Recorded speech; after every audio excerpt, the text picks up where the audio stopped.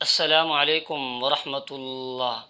تبلیغی جماعت والے حضرات تشکیل کے دوران پوری نماز پڑھیں گے یا پھر قصر نماز پڑھیں گے؟ جماعت میں لوگوں کی مختلف علاقوں میں مختلف شہروں میں تشکیل ہوتی ہے، کسی جگہ 10 دن کی، کسی جگہ 15 دن کی، اور لوگ جماعت میں جاتے ہیں چلے کے لیے 4 مہینے کے لیے یا پھر 7 مہینے کے لیے۔ تو پھر وہاں جماعت میں جاتے ہوئے مختلف علاقوں میں تشکیل ہوتی ہے، تو اس تشکیل کے ایام میں وہ پوری نماز پڑھیں گے یا پھر قصر نماز پڑھیں گے؟ آج کی اس ویڈیو میں اس مسئلے کو آپ کے سامنے بیان کیا جائے گا۔ آپ سے التماس ہے اسی طرح کے اہم مسائل کی معلومات کے لیے اس چینل کو لازمی سبسکرائب کر لیں، اور کل کے ہماری ویڈیو کس مسئلے پر ہونی چاہیے کمنٹ میں اپنی رائے ضرور پیش کر دیں۔ معزز ناظرین، سفر کے متعلق مسائل بیان کیے جا رہے تھے، اس حوالے سے بیشتر مسائل آپ کے سامنے بیان کیے جا چکے ہیں۔ ان کے لنک نیچے ڈسکرپشن کے اندر موجود ہیں، آپ چاہیں تو وہاں سے ان کو دیکھ سکتے ہیں۔ آج کا جو مسئلہ ہے وہ یہ ہے کہ جماعت میں قصر نماز پڑھنے کا حکم ہے یا پھر پوری نماز پڑھنے کا حکم ہے۔ معزز ناظرین، یاد رکھیے، دین اسلام ایک مکمل ضابطۂ حیات ہے۔ اس نے انسان کی زندگی کے ہر پہلو میں رہنمائی کی ہے۔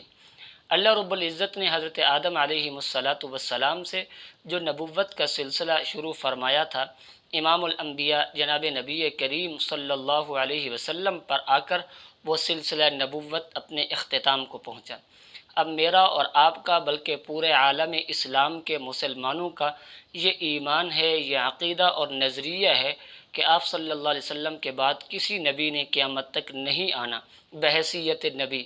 اب یہ جو دین کی تبلیغ کا، دین کی اشاعت کا کام ہے، وہ اس امت کی ذمہ داری ہے، اور الحمدللہ امت اس کام کو بخوبی انجام دے رہی ہے۔ اب اسی دین کی تبلیغ کے سلسلے میں مختلف علاقوں میں، مختلف شہروں میں جانا ہوتا ہے، تو وہاں نماز پڑھنے کا کیا حکم ہے؟ قصر پڑھیں گے یا پوری پڑھیں گے؟ سب سے پہلے تو یہ سمجھے کہ قصر نماز کا حکم کیا ہے۔ تو اس حوالے سے یاد رکھیں، قصر نماز پڑھنا شرعی مسافر پر واجب ہے، اگر وہ اس جگہ جہاں وہ رہ رہا ہے، سفر پر جا رہا ہے، وہاں 15 دن سے کم ٹھہرنے کی نیت اور ارادہ ہے۔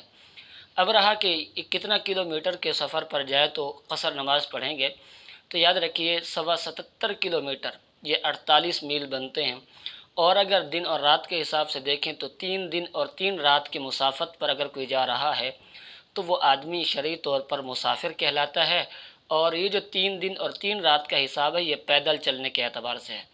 اب چونکہ گاڑیوں کا دور ہے، لہٰذا اب کلومیٹر کا ہی حساب یا پھر میلوں کا حساب ہوگا، تو میلوں کے اعتبار سے 48 میل کلومیٹر کے حساب سے 77 کلومیٹر، اور بعض حضرات اس کو 92 کلومیٹر بھی قول کرتے ہیں۔ تو اب چونکہ مختلف علاقوں میں تشکیل ہوتی ہے اور دور دراز کے علاقوں میں، تو وہاں جماعت والے حضرات کیسی نماز پڑھیں گے، پوری یا پھر قصر؟ تو اس کی 2 صورتیں ہیں۔ اگر تو تشکیل کسی ایسے علاقے میں ہوئی ہے کہ جو ان کے علاقے سے 77 کلومیٹر یا اس سے زیادہ فاصلے پر ہے، تو اب اس کی 2 صورتیں ہیں۔ پہلی صورت یہ ہے کہ اگر تشکیل کسی بڑے شہر کے اندر ہوئی ہے، انہوں نے جتنے دن کی تشکیل ہوئی ہے پورے دن وہاں رہنا ہے، اب دیکھا جائے گا کہ اس علاقے میں، اس بڑے شہر میں ان کی تشکیل کتنے دن کی ہے۔ اگر تو وہاں تشکیل 15 دن سے کم کی ہے تو ظاہری بات ہے کہ اب تو وہ مسافر ہوں گے، قصر نماز پڑھیں گے اگر اکیلے نماز پڑھتے ہیں۔ اگر مقیم امام کے پیچھے پڑھیں گے تو پھر تو پوری نماز پڑھی جائے گی۔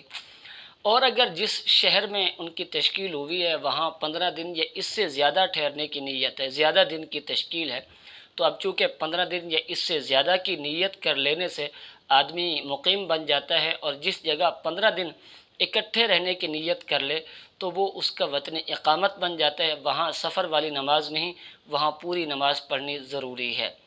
اور اگر تشکیل ہوتی ہے مختلف بستیوں میں، مختلف قصبوں میں، یعنی ایک قصبے میں 3 دن، پھر اس سے اگلے قصبے میں، یا ایک بستی میں 3 دن، اس سے اگلی بستی میں 3 دن، اور تمام بستیاں جن کے اندر تشکیل ہے وہ جدا ہیں، اب چاہے وہ 10 بستیاں ہوں، 5 ہوں، 4 ہوں، اور مختلف بستیوں میں جو تشکیل ہے وہ علیحدہ ہیں، تو اب چونکہ اکٹھی 15 دن ٹھہرنے کی کسی بستی کے اندر ان کی نیت نہیں ہے، لہٰذا اب وہ مسافر ہی شمار ہوں گے۔ اس حالت میں وہ قصر نماز پڑھیں گے۔ اللہ رب العزت سمجھنے کی توفیق نصیب فرمائے۔